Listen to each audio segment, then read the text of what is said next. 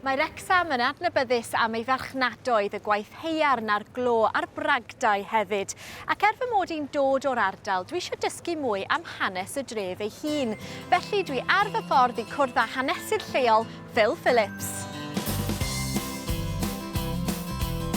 Da ni am dechrau'r daith fan hyn. Da ni'n gweld yng Wrecsam yma, arwyddio yma'n dweud street, ddim stryd. Mae pob man yn Wrecsam yn street.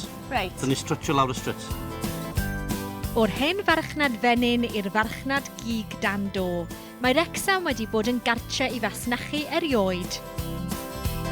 Farchnad y cigydd, a mae yna cigydd dal i fod yn gweithio yma? Oes, os ni o'n dau rwan sy'n gweithio yma, un adeg oedd y lle'n llawn o gigyddion, ond dych chi wedi sylwi asbi ar y gloch?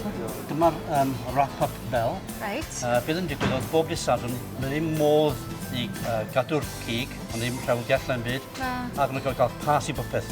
A bydd nhw'n gwneud oedd canu'r gloch, ond wedi 4 disadwn, o pawb yn dod i fyny, ac nhw'n prynu nhw, a bopeth i mynd. Rwy'n braw i wneud.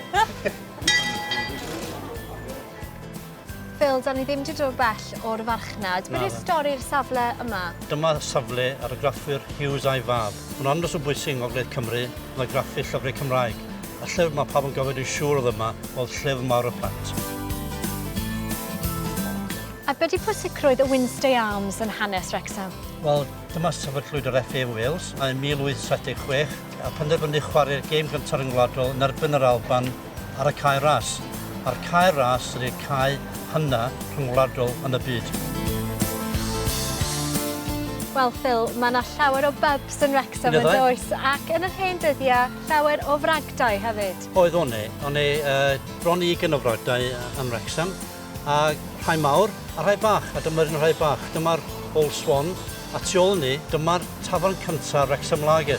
Dyma'r lle cyntaf ym Mhrydain, lle cael peint o lager oer. Sy'n neis iawn. Wel, awn ni am beint?